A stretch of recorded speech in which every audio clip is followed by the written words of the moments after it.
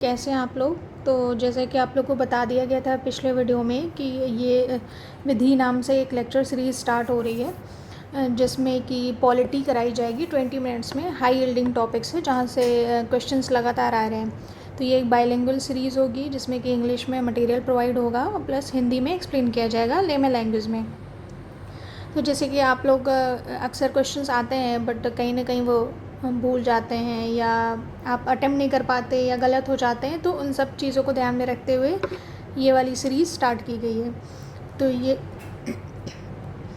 ये थोड़ा मेरे बारे में है। मेरा सिलेक्शन इस बार UPPSC 2023 में लॉ ऑफिसर PWD में हुआ है। मैंने लॉ किया है प्लस मैंने सोशियोलॉजी से MA किया है।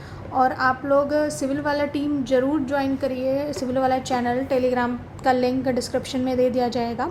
ये हम लोग बहुत से प्रोग्राम हमारी बहुत से प्रोग्राम्स हैं जो हम चलाते हैं। फ्री आंसर राइटिंग है और डेली करंट अफेयर्स के क्विज़ या GS के क्विज़ हम देते हैं। मिनिमम 100 प्लस करंट अफेयर्स की सीरीज़ चलती है। एडिटोरियल एनालिसिस एंड ऑल होता है। ये सारी चीज़ें होती हैं। आप एक बार ज़रूर चैनल विज़िट करिए। चैनल का लिंक दे दिया गया है यहाँ पे।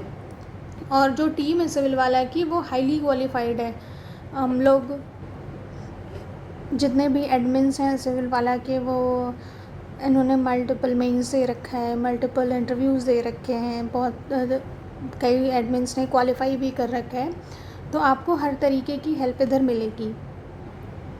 तो आज हम लोग स्टार्ट कर रहे हैं हिस्टोरिकल बैक, जो लक्ष्मीकांत का फर्स्ट चैप्टर है।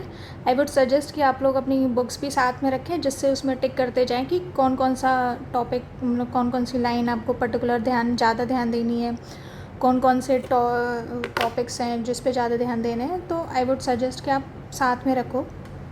तो हिस्टोरिकल बैकग्राउंड में हम लोग स्टार्ट करेंगे। सबसे पहले तो आता है कंपनी रूल, जो दो टाइप के जो हमारे कॉन्स्टिट्यूशन के पहले लॉज बने थे वो दो टाइप से थे। पहले जब कंपनी रूल कर रही थी तो उसको हम कंपनी रूल कहते हैं, जो कि था 1773 से 1858 तक। 1858 के बाद जब फर्स्ट इंडिपेंडेंस वॉर हो गई उसके बाद ब्रिटिश क्राउन ने बोला कि अब हो गया कंपनी का, अब हम डायरेक्टली इसको रेगुलेट करेंगे। तो दूसरा हम लोग इसको कैटेगराइज करते हैं कंपनी क्राउन रूल में, जो कि 1858 से हमारी आज़ादी तक था, 1947 तक। तो पहला हो गया कंपनी रूल, दूसरा हो गया क्राउन रूल। ये बस हम लोगों ने अपनी सहूलियत के लिए कैटेगराइज किया है। तो कंपनी रूल में सबसे पहले आता है रेगुलेटिंग एक्ट ऑफ 1773, 1773 का रेगुलेटिंग एक्ट, जो कि इसको कहा जाता है कि जो ब्रिटिश क्राउन सेंट्रलाइजेशन करना चाह रही थी, कि सब धीरे धीरे अपने कंट्रोल में रखना चाह रही थी, उसका ये फर्स्ट स्टेप था। जो ब्रिटिश गवर्नमेंट अपने हाथ में रखना चाह रहा था पूरा इंडिया का गवर्नेंस। तो ये पहला था। इसने फर्स्ट टाइम रिकॉग्नाइज किया कि कंपनी एक केवल कमर्शियल बॉडी नहीं है, वो एक पॉलिटिकल और एडमिनिस्ट्रेटिव बॉडी भी है। तो जैसे वो लोग वॉर लड़ रहे थे, उन्होंने कई जगह रूल कर रहे थे, तो एक पॉलिटिकल और एडमिनिस्ट्रेटिव बॉडी होगी। ट्रेडर्स तो ऐसा करते नहीं कि किसी जगह पे रूल कर रहे हैं। तो इन्होंने रिकॉग्नाइज़ किया कि ये पहला ये कंपनी एक पॉलिटिकल और एडमिनिस्ट्रेटिव बॉडी भी है, और जो सेंट्रल एडमिनिस्ट्रेशन है इसका फाउंडेशन रखा गया। अभी हम आगे पढ़ेंगे कि कैसे फाउंडेशन रखा गया, तो इसका ये वाला पॉइंट है। तो अभी देख लेते हैं इसके फीचर्स क्या क्या हैं। पहला है कि जो अभी ऊपर बताया गया कि सेंट्रलाइजेशन का पहला स्टेप था, तो जो गवर्नर ऑफ बंगाल था उसको बना दिया गया governor general of Bengal. Terminology change कर दी। क्यों चेंज कर दी? क्योंकि जो मद्रास और बॉम्बे प्रेसिडेंसी थी उसको बंगाल का सबऑर्डिनेट बना दिया गया।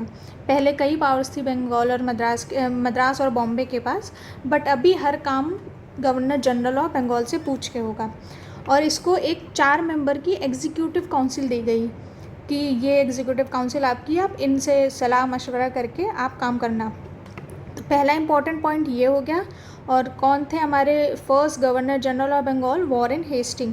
ये क्वेश्चन अभी नहीं आता है बट काफ़ी कॉमन है, पहले आया करता था। और मद्रास और बॉम्बे को सबऑर्डिनेट बना दिया गया। और एक क्वेश्चन आता है कि सुप्रीम कोर्ट कब इस्टेब्लिश किया गया, तो ये कैलकाटा में सुप्रीम कोर्ट इस्टेब्लिश किया गया इसी एक्ट के थ्रू 1974 में आई गेस ये इस्टेब्लिश हो गया था। एक चीफ जस्टिस थे और 3 जज थे उसके। और उसके बाद इन कंपनीज़ को जो कंपनी के सर्वेंट्स हैं उनको कहा गया कि आप कोई भी प्राइवेट ट्रेड नहीं करेंगे, प्लस आप कोई ब्राइब नहीं लेंगे, उसकी अच्छी खासी पनिशमेंट होगी। और दूसरा फिर ये हुआ कि जो सेंट्रल एडमिनिस्ट्रेशन का फाउंडेशन वाली बात है वो तो गवर्नर जनरल ऑफ बंगाल में कर दिया, बट ये हुआ कि जो कोर्ट ऑफ डायरेक्टर है जो कि गवर्निंग बॉडी ऑफ कंपनी है, वो डायरेक्टली रिपोर्ट करेगी ब्रिटिश गवर्नमेंट को कि हम जो भी जहाँ से जो भी डील हो रहा है सब एक जगह पर्टिकुलर जगह से डील होगा ब्रिटिश गवर्नमेंट से, वो रिपोर्ट करेंगे। तो होपफुली ये वाली चीज़ें आपको समझ आ गई होंगी। पहला है गवर्नर ऑफ बंगाल को गवर्नर जनरल ऑफ बंगाल कर दिया, वॉरेन हेस्टिंग इसके फर्स्ट गवर्नर जनरल थे। क्यों कर दिया गया, जिससे मद्रास और बॉम्बे को सबऑर्डिनेट बना दिया गया, उनसे नीचे कर दिया गया, इसलिए उनकी टर्मिनोलॉजी चेंज करनी भी ज़रूरी थी। दूसरा है कि सुप्रीम कोर्ट एट कलकत्ता हुआ, और तीसरा है कि प्राइवेट ट्रेड और ब्राइब के लिए बिल्कुल ही स्ट्रिक्ट रूल्स हो गए। Fourth, court of director report करेगा ब्रिटिश गवर्नमेंट को। बस इतने पॉइंट्स हैं जो कि एग्ज़ाम्स में आते हैं। इसके अलावा 1773 से कोई भी क्वेश्चन नहीं आता है, तो आप बस इतना रट लोगे तो आपके क्वेश्चन आराम से हो जाने हैं। नेक्स्ट आता है अमेंडिंग एक्ट ऑफ 1781। तो इसमें ये बहुत इम्पॉर्टेंट एक्ट नहीं है, बस ये है कि जितने कमियां थी 1773 में उसको इन्होंने सॉल्व कर दिया 1781 में। इसको क्या कहा जाता है, एक्ट ऑफ सेटलमेंट। तो बाई चांस क्वेश्चन आ जाए, वैसे नहीं आता है, बट बाई चांस अगर क्वेश्चन आ जाए कि 1780 एक्ट ऑफ सेटलमेंट किसको कहते हैं, तो एक्ट ऑफ सेटलमेंट 1781 को कहते हैं। इन्होंने क्या किया, क्योंकि जैसे गवर्नर, अभी आपने ऊपर देखा कि गवर्नर जनरल ऑफ बंगाल बना दिया गया और उसको सुपीरियर बना दिया गया मद्रास और बॉम्बे से भी ज़्यादा, और सुप्रीम कोर्ट भी इस्टेब्लिश कर दी गई। तो सुप्रीम कोर्ट और गवर्नर जनरल ऑफ बंगाल के पावर्स में क्लैशेस आ रहे थे, उनका क्लैश हो रहा था कि वो कह रहे हैं कि नहीं ये चीज़ पे हमारा ज्यूरिसडिक्शन है। गवर्नर जनरल कह रहा था नहीं, आप बहुत ही इंटरफेयर कर रहे हो। जैसे अक्सर होता है कि जुडिशरी को एग्जीक्यूटिव वाले कहते हैं कि आप बहुत इंटरफेयर कर रहे हो, जुडिशरी कहती नहीं आप गलत जा रहे हो। तो ये सारी चीज़ों को ख़त्म करने के लिए, जिससे क्लैश ना हो, उन्होंने ये एक्ट ले आए थे। पहला क्या किया कि cartel the power of supreme court. इन्होंने सुप्रीम कोर्ट की पावर को कर्टेल कर दिया और सुप्रीम कोर्ट के ज्यूरिसडिक्शन को एग्जेम्प्ट कर दिया। किन किन चीज़ों को एग्जेम्प्ट कर दिया सुप्रीम कोर्ट के ज्यूरिसडिक्शन को, गवर्नर जनरल और उसकी काउंसिल को। अब ये जो भी काम करें सुप्रीम कोर्ट का इस पर कोई ज्यूरिसडिक्शन नहीं होगा। और जो सर्वेंट्स ऑफ कंपनी है उनका भी कोई भी केस वेस आता है तो सुप्रीम कोर्ट का ज्यूरिसडिक्शन उस पर नहीं होगा।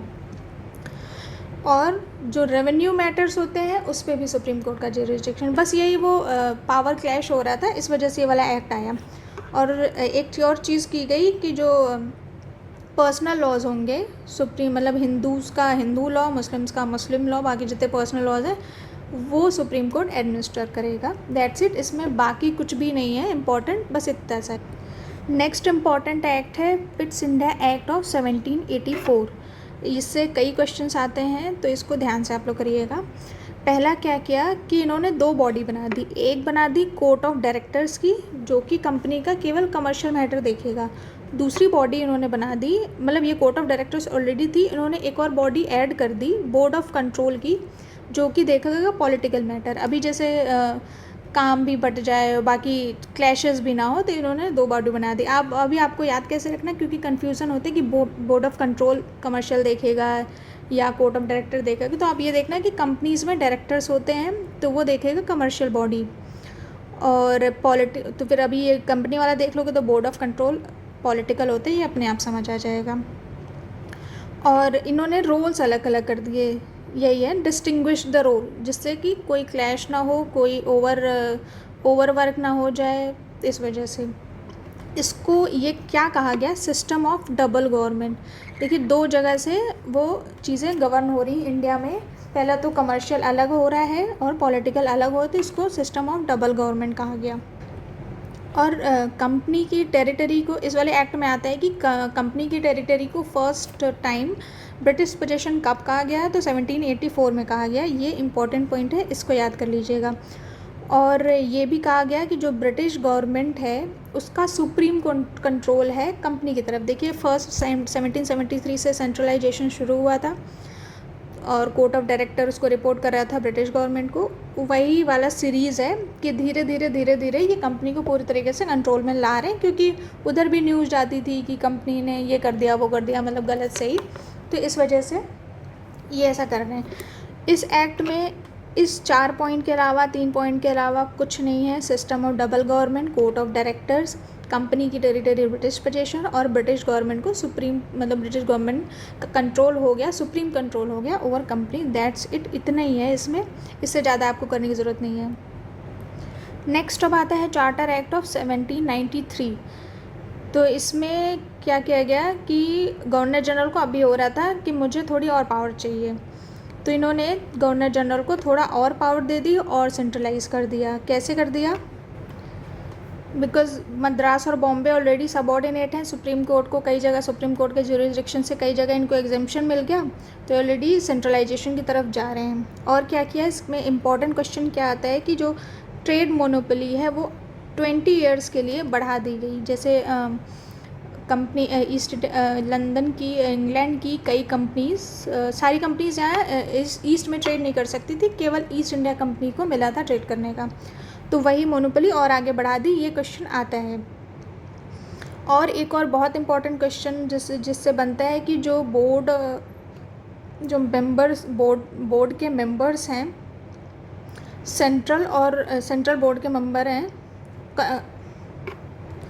जो बोर्ड ऑफ कंट्रोल है, जो इसमें ऊपर हमने पढ़ा, जो पॉलिटिकल मैटर देखते हैं वो, और उनके स्टाफ की सैलरी कहाँ से पे होगी? Paid from Indian revenue. ये क्वेश्चन इम्पॉर्टेंट है, ये बहुत बार, मतलब ये इम्पॉर्टेंट है, ये अभी आना शुरू हुआ है, ये आएगा क्वेश्चन कि जो कौन से एक्ट से जो बोर्ड ऑफ कंट्रोल की सैलरी है वो इंडियन रेवेन्यू से जाती है, या फिर ऐसा क्वेश्चन आ जाएगा कि बोर्ड ऑफ कंट्रोल की सैलरी इंडियन रेवेन्यू से जाती है कि नहीं। तो ये आप लोग याद रखना कि जाती है, जो कि हुआ था 1793 में।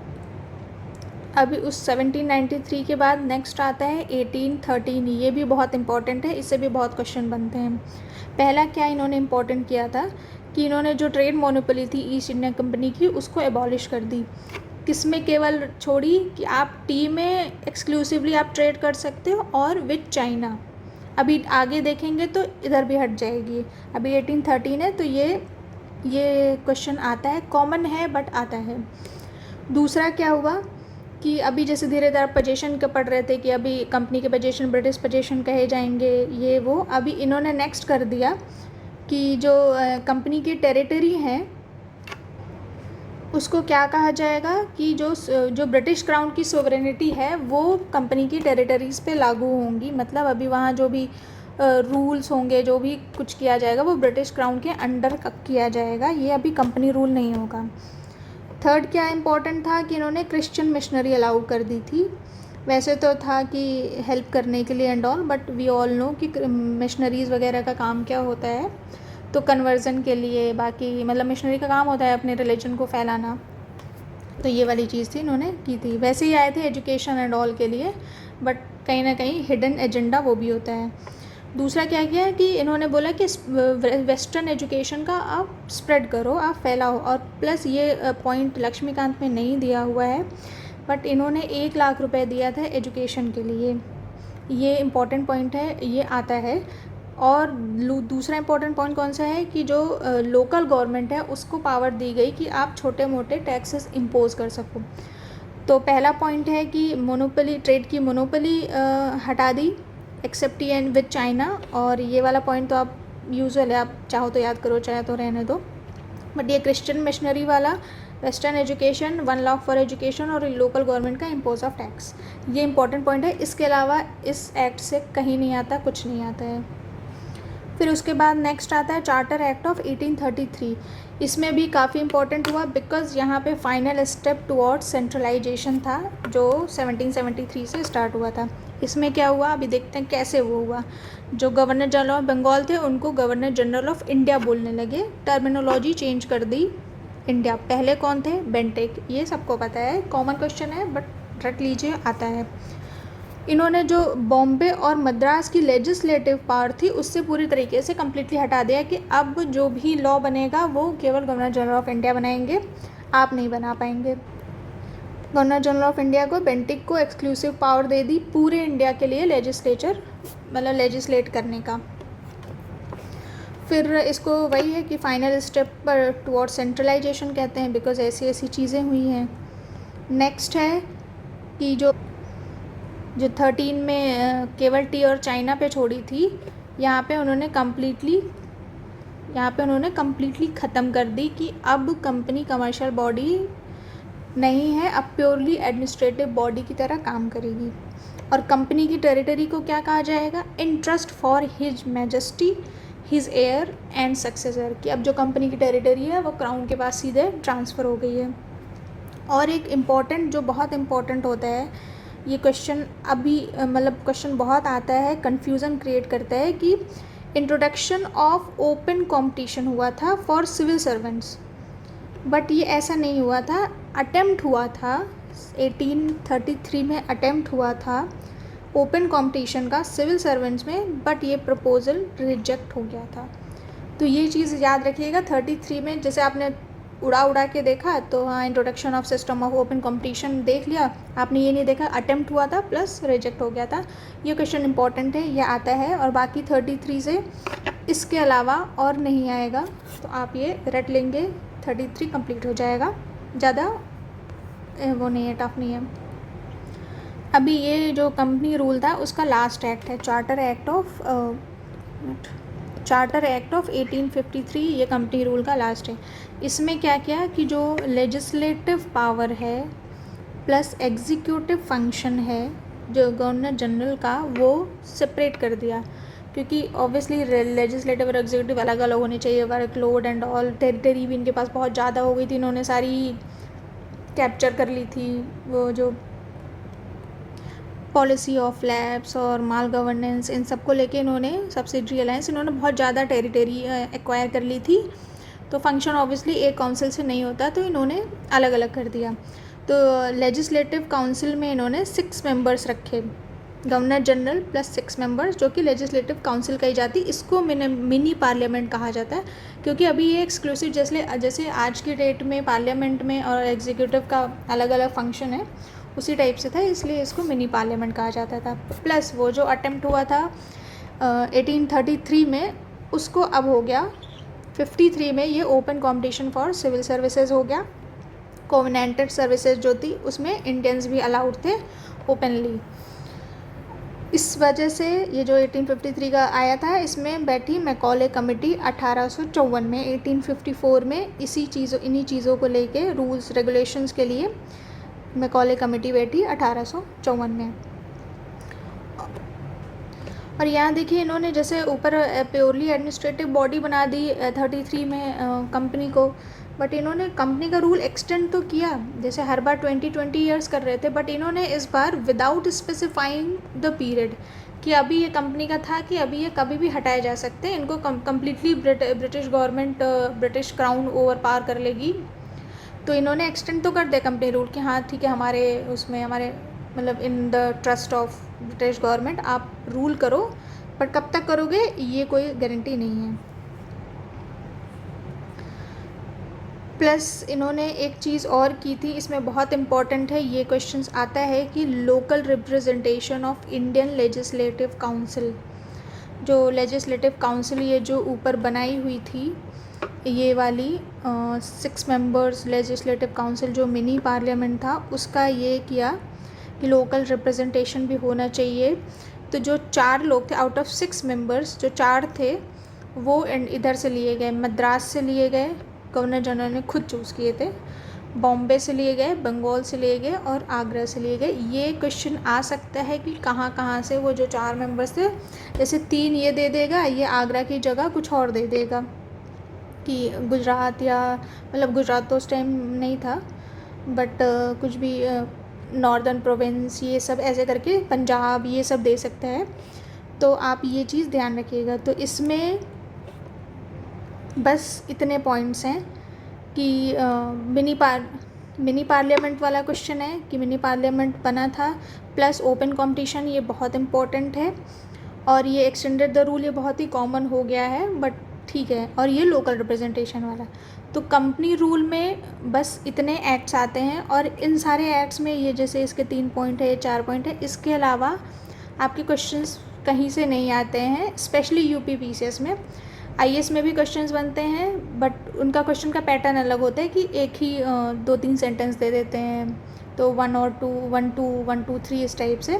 बाकी क्वेश्चन बनेंगे इन्हीं से। आपको जैसे वो 1 लाइनर्स नहीं आएंगे आईएएस में, यूपीएससी में, यूपी पीसीएस में 1 लाइनर्स पॉलिटी में अभी भी आते हैं। 1-2 पॉइंट्स अभी बढ़ने लगे हैं बट यही से आते हैं। और ये आप लोग के लिए PYQs हैं कुछ, जिसमें कि इसका आंसर जो ये PYQs हैं, ये जो ऊपर पढ़ाए गए इससे सॉल्व हो जाएंगे। आप इसका आंसर मुझे कमेंट बॉक्स में करिए, पोस्ट करिए।